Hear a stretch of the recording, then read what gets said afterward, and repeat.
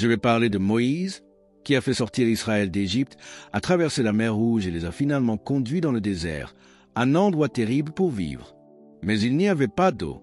Ils ont marché pendant 3 jours sans eau, et tout le peuple avait tellement soif qu'il criait pour avoir de l'eau. Puis, lorsqu'ils sont arrivés à Mara, il y avait de l'eau, mais elle était amère, empoisonnée, et ils ne pouvaient pas en boire. Dans le désespoir, Moïse a prié Dieu, et Dieu lui a montré un arbre. Il a coupé l'arbre, l'a jeté dans l'eau, et l'eau est devenue douce.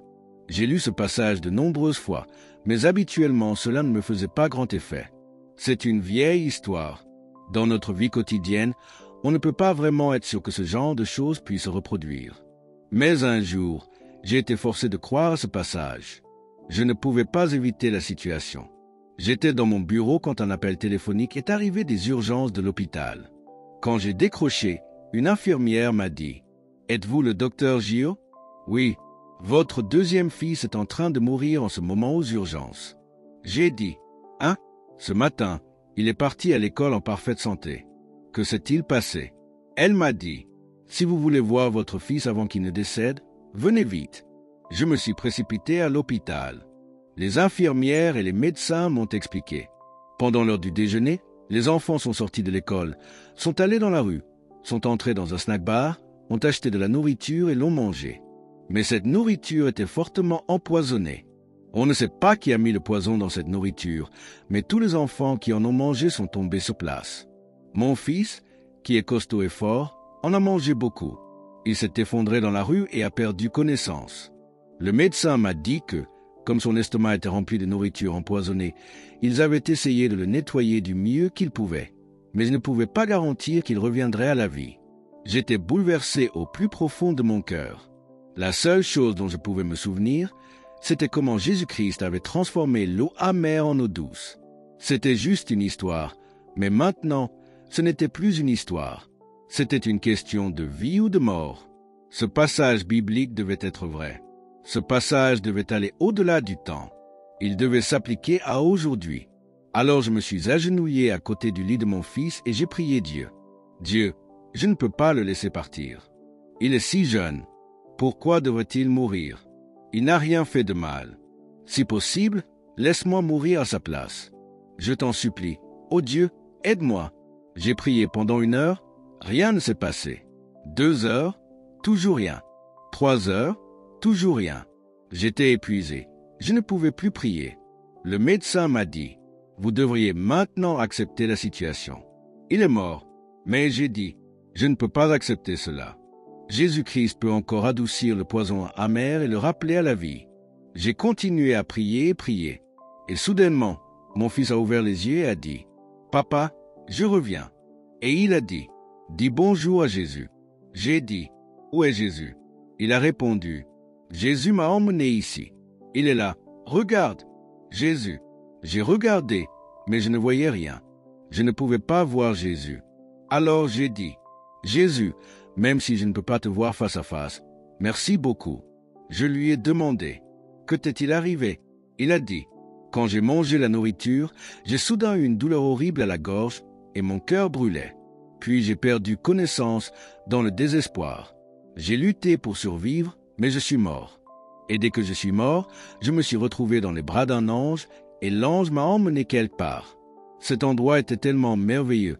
C'était comme un paradis. » C'était comme un paradis? Tu veux dire que tu es vraiment allé au paradis?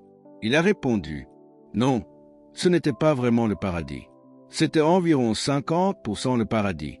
Pourquoi penses-tu cela? » Et mon fils a dit, « Parce que nos anciens, nos diacres décédés, des membres chrétiens rassemblés autour de moi ont dit, « Fils de notre pasteur, viens, allons le voir. » Et ils sont venus dans un char céleste avec moi. Avant de poursuivre la vidéo, n'oubliez pas de vous abonner à notre chaîne pour ne pas manquer nos prochaines vidéos inspirantes et pour aider la chaîne à grandir afin d'atteindre un plus large public. Nous serions également ravis de connaître vos impressions dans les commentaires et de savoir si cette vidéo vous a été bénéfique. Continuons. Ces gens étaient morts depuis longtemps, mais là-bas, ils étaient tous vivants. Alors je ne pouvais pas croire que c'était un paradis complet. C'était comme un demi-paradis, car tous les chrétiens morts y vivaient. Mais peu importe que ce soit le paradis ou non, j'étais tellement heureux que tu sois revenu. Et il a dit, « Je n'avais pas envie de revenir. » Je voulais rester là-bas. Je voulais aller avec tous les chrétiens. Il a dit, tous les chrétiens décédés qui sont venus me voir étaient très heureux, très jeunes, forts, magnifiques. Et je voulais les suivre. Mais Jésus a secoué la tête et a dit, tu ne peux pas y aller avec eux. Pourquoi? Ton Père ne te laissera pas partir. Alors il a dit, Jésus, je me fiche de ce que mon Père pense. Laisse-moi y aller. Mais Jésus a dit, je ne peux pas faire ça. Ton Père est mon serviteur. Et mon serviteur est en train de prier désespérément. Il ne te laissera pas partir. Voyons s'il continue encore un peu, et s'il refuse toujours de te laisser partir, alors nous devons retourner. Alors, après un petit moment, Jésus a dit, allons, retournons à la maison. Tu ne peux pas aller avec tous ces chrétiens dans ce lieu glorieux. Et Jésus l'a emmené à l'hôpital, et il est revenu à lui. Il m'a dit, Papa, pourquoi tu ne m'as pas laissé partir? Cet endroit était tellement merveilleux. Mais je lui ai répondu, c'est encore plus merveilleux de rester avec moi ici. À ce moment-là, j'ai vraiment expérimenté comment Jésus-Christ a effacé le poison de l'estomac de mon enfant. Tu sais, bien souvent, quand on n'est pas désespéré, on prend les Écritures comme une parole de Dieu qui appartient à 2000 ans en arrière, destinée à d'autres. Mais quand la situation devient désespérée, tu es obligé de croire. Soit tu crois et tu survis, soit tu meurs. Le Dieu qui a adouci l'eau amère est le même Dieu aujourd'hui, capable d'adoucir ton eau amère. Mais cette fois, cette eau amère n'est pas seulement une eau matérielle, c'est une eau spirituelle. Chaque jour, nous haïssons, nous dépendons de toutes sortes de choses, mais malgré tout, certaines restent dans notre cœur et nous sommes déprimés. Nous n'arrivons pas à sortir de la dépression. Beaucoup de gens sont dépressifs et ne peuvent pas en sortir. Moi-même, lorsque je construisais l'église actuelle, à cette époque, la Corée était très pauvre et les offrandes étaient très faibles. J'étais très endetté et cette dette m'a plongé dans une terrible dépression. Je ne pouvais plus la supporter.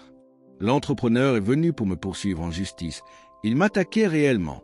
Alors un jour, j'ai dit, « Seigneur, je ne peux plus supporter cette situation. » La dépression avait vraiment pris possession de mon esprit. J'avais perdu toute joie. Pourtant, j'étais pasteur, je prêchais chaque dimanche le message de la paix de Jésus, mais moi-même je n'avais aucune paix dans mon cœur. Un matin, je n'en pouvais plus. Toute la nuit, je n'avais pas dormi. Mon esprit était en chaos total. Alors, au 7e étage de mon appartement, j'ai ouvert la fenêtre et j'ai voulu sauter. C'est une chose très honteuse pour un pasteur, mais à ce moment-là, la dépression était tellement profonde que je ne faisais plus la différence entre bien et mal. Et alors que j'étais sur le point de sauter, j'ai soudain entendu un bruit énorme, comme le bourdonnement de milliers d'abeilles. Je me suis retourné pour voir où étaient ces abeilles qui volaient toutes vers moi. Mais ce n'étaient pas des abeilles, c'était la voix de Dieu. La voix de Dieu était comme le son d'un million d'abeilles qui volaient ensemble. Et cette voix disait, « Mon fils, tu es déprimé, tu essaies de te suicider. La mort est une chose facile. Tu sautes et tu meurs. Mais vivre, c'est difficile. Et c'est vivre que je te demande. Tu n'as pas besoin de foi pour mourir, mais pour vivre, tu as besoin de foi. » Alors Dieu m'a dit, « Réclame la croix de Jésus-Christ, et à travers la croix de Jésus-Christ, j'adoucirai ton cœur.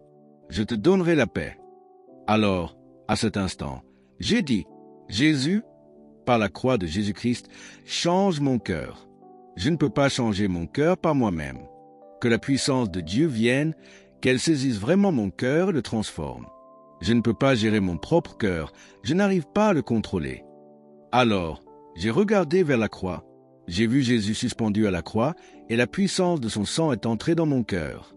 Et soudain, j'ai été transformé. L'eau amère s'est changée en eau douce. Si tu ne vis pas toi-même ce genre d'expérience, tu ne peux pas l'expliquer. Mais une paix immense est entrée dans mon cœur. Ce n'était pas une paix dans la tête, mais dans le cœur et même dans mon ventre. Une grande paix bouillonnait depuis mon ventre et je me suis apaisé. Jésus a dit, « Ton cœur amer doit être adouci par la croix de Jésus. » Souvent, chaque jour, tu dois prier et demander à Dieu d'adoucir ton cœur par la croix constamment pour ne pas tomber dans les pièges de Satan. Depuis ce jour-là, jusqu'à aujourd'hui, je tiens fermement la croix, je serre la croix dans mon cœur. Aujourd'hui, je suis plus fort, plus expérimenté, et je peux surmonter ce genre de dépression qui vient du diable.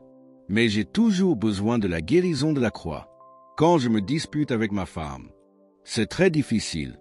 Je dois vraiment m'agenouiller devant Dieu et serrer la croix de Jésus en disant « Ô Jésus, rends mon cœur doux ». Un jour, je traversais le pont entre notre église et le centre-ville, un pont au-dessus de la rivière Anne. Après le culte du dimanche, ma femme et moi étions dans la voiture, en train de rentrer chez nous. Mais à cause de la grande dette, nous nous disputions dans la voiture. Et soudain, la dépression a envahi mon cœur. J'ai eu envie de sauter du pont. Et au moment où j'essayais d'ouvrir la portière de la voiture, quelqu'un est venu, m'a repoussé et s'est assis à côté de moi. Je me suis tourné vers lui et j'ai dit « Qui es-tu » Il a répondu « Pourquoi ne me confies-tu pas ta mort et tes problèmes pour que je m'en occupe ? Je suis ton Seigneur, Jésus-Christ. » Alors, j'ai arrêté de me disputer avec ma femme. J'ai dit « Ce n'est plus ma femme, c'est Jésus qui est ici maintenant. » Au lieu de nous disputer, demandons-lui de s'occuper de nous. Alors, nous avons pris la main l'un de l'autre et prié ensemble. Et de nouveau, la paix est remontée depuis mon ventre. J'ai eu une véritable paix. Frères et sœurs, Jésus-Christ est le même hier, aujourd'hui et éternellement. Tout ce que vous lisez dans la Bible est vrai, et plus encore, vous pouvez vivre les enseignements de Dieu dans votre propre vie. Jésus-Christ a été crucifié sur la croix pour nous donner la vie, une vie abondante.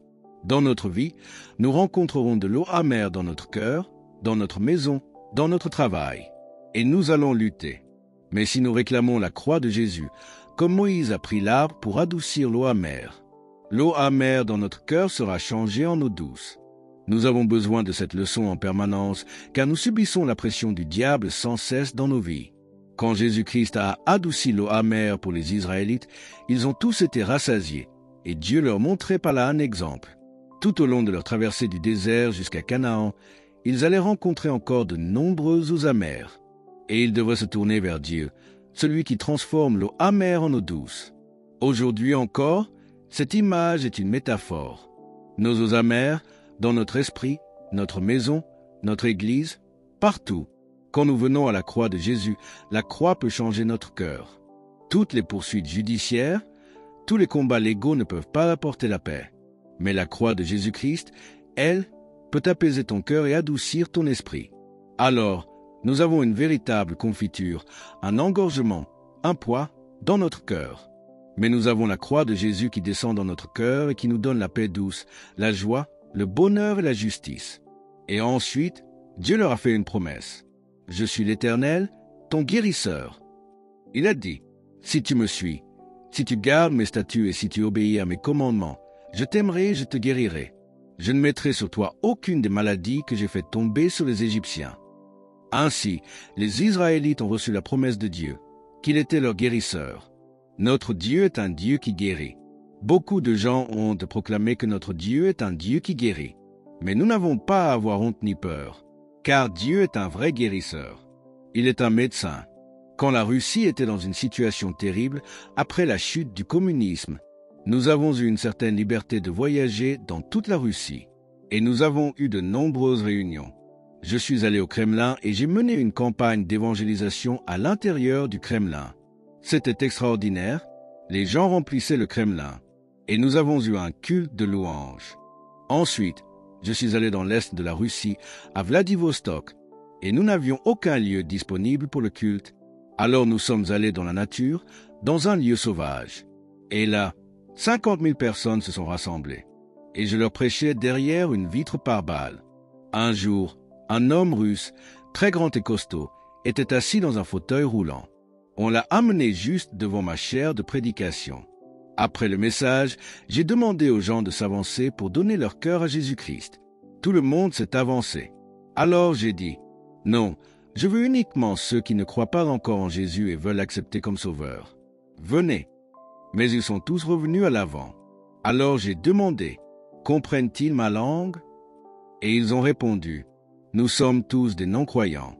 Sous le communisme, pendant toutes ces années, nous n'avons jamais cru en Jésus-Christ. Donc nous sommes tous des incroyants. » Alors j'ai dit, « Pas besoin de vous avancer à nouveau. Restez là où vous êtes et acceptez Jésus. » Puis je leur ai dit que j'allais prier pour la guérison divine et que Dieu allait les toucher et les guérir. Ils ont tous crié, « Loué soit le Seigneur. » Et j'ai prié pour la guérison. Dieu m'a donné ce don particulier.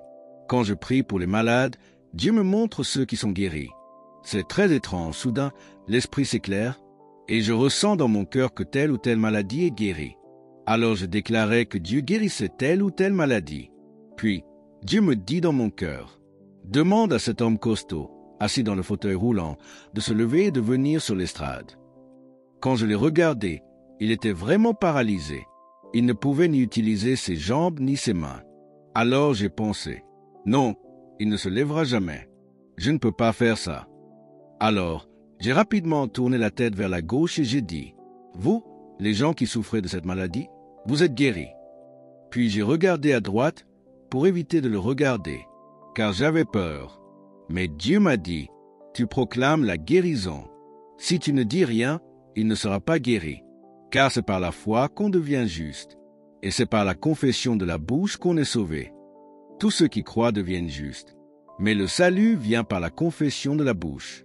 Donc annonce la guérison. Dis, par ses meurtrissures, tu es guéri. Dis-lui de se lever de son fauteuil roulant, et il sera guéri. Sinon, il ne le sera pas. » Plus tard, j'ai appris que cet homme était le secrétaire du Parti communiste à Vladivostok, un homme célèbre, et beaucoup de jeunes communistes étaient venus et l'entouraient. Ils lui disaient, « Secrétaire, rentre chez toi. Ne te fais pas avoir par ce prédicateur. » Mais il était désespéré. Il était très malade, un homme imposant, mais cloué dans son fauteuil roulant. Alors, finalement, j'étais prêt à clore la réunion. C'était une réunion glorieuse. Tant de gens ont été guéris par le Saint-Esprit de Dieu. Tu ne peux pas garder cela pour toi. Tu dois annoncer sa guérison. Finalement, j'ai dit, « Seigneur, si cet homme ne se lève pas, toi et moi serons tous les deux couverts de honte. » Alors j'ai dit, « Vous, secrétaire du Parti communiste, au nom de Jésus-Christ, levez-vous de votre fauteuil roulant. » Il a commencé à se tordre un peu, mais il ne pouvait pas se lever. Dans mon cœur, j'ai dit, « Seigneur, je te l'avais dit. Maintenant je suis coincé. Je n'ai aucune issue. » J'ai dit, « Lève-toi du fauteuil roulant. » Et il ne peut pas se lever. Je suis devenu désespéré et j'ai dit, « Je dois croire, sinon rien ne se passera. » Le diable me disait, « Tu n'as pas la foi. Tu n'as aucune foi. » Mais moi, j'ai répondu, « Si j'ai la foi de la taille d'un grain de moutarde, alors la montagne sera déplacée. » Le grain de moutarde est la plus petite graine sous le ciel. Donc, même si toute la foi représentait 100%, le grain de moutarde serait 0,1% de foi. Et j'ai dit, « C'est assez pour déplacer les montagnes. » Alors j'ai dit au diable, « J'ai cette foi, elle est petite, mais c'est une foi de grain de moutarde. » Je suis descendu de l'estrade, et je l'ai saisi. Et j'ai dit, « Au nom de Jésus-Christ, lève-toi. » Je l'ai tiré. Il a crié, en russe, j'ai compris plus tard par traduction. « Oh Dieu, cet homme est en train de me tuer. » Mais j'ai dit, « Toi et moi allons maintenant agir ensemble. Au nom de Jésus-Christ, tiens-toi debout. » Et après une lutte intense, il s'est finalement levé avec succès. Il a marché, et il a levé son fauteuil roulant en l'air. Et lui et moi, nous sommes montés ensemble sur l'estrade, portant le fauteuil. Nous avons eu un témoignage extraordinaire. « Je suis l'Éternel, celui qui te guérit, dit Dieu. » Et Dieu a prouvé sa parole. La Bible dit, « Vous connaîtrez la vérité, et la vérité vous rendra libre. » Mais souvent, nous ne comprenons pas la vérité. Notre mentalité doit être renouvelée. Quand notre esprit est plein de doutes, rien ne se passe. Tu dois avoir la foi dans ton esprit. Et la foi vient de ce qu'on entend.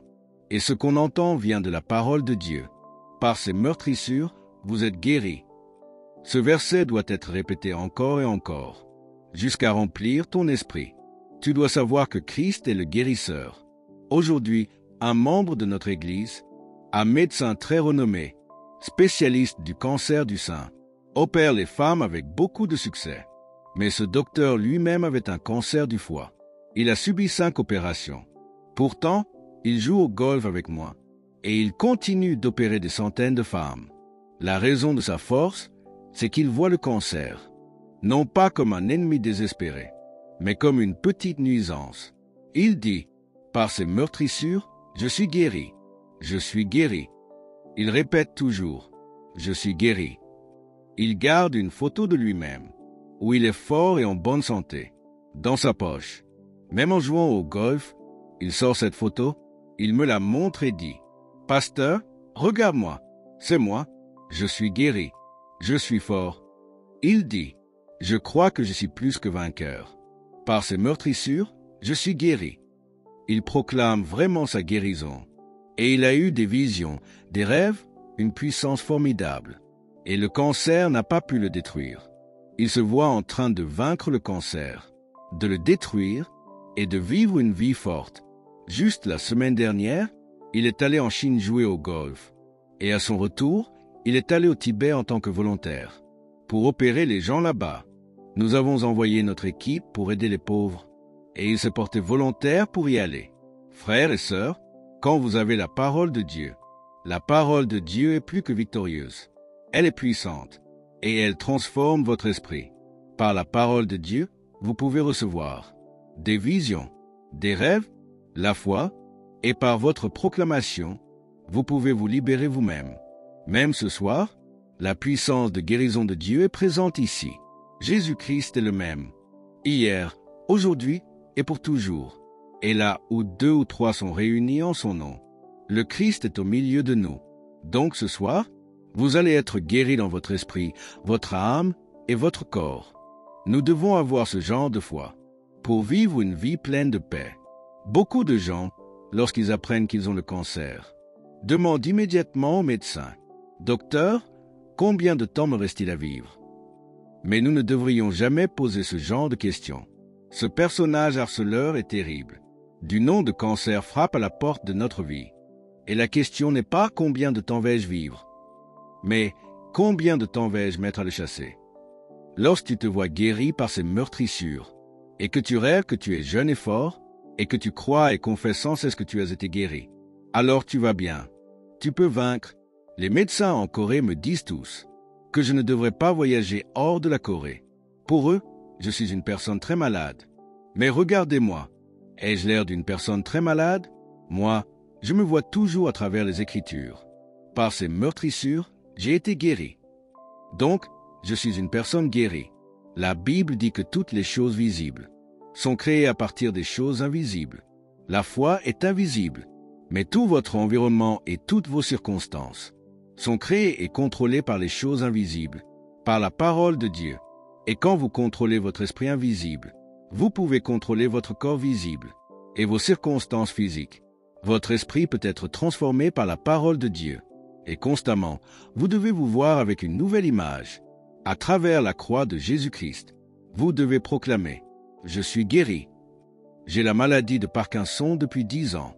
Tous mes amis qui avaient aussi la maladie de Parkinson, la plupart sont partis au ciel, et d'autres ne voyagent plus qu'en fauteuil roulant, parce qu'ils ne pouvaient pas contrôler leurs circonstances. Mais vous pouvez les contrôler. Par votre esprit invisible, vous vous voyez guéri. Vous vous voyez fort et en bonne santé. Par Jésus-Christ, et vous proclamez avec votre bouche les choses qui ne sont pas encore visibles, comme si elles l'étaient déjà. Alors la puissance de Dieu est avec vous, et vous devez exercer votre foi avec assurance. Alléluia! Même pendant que je prêche maintenant, le Saint-Esprit de Dieu me montre qu'il est en train de vous guérir.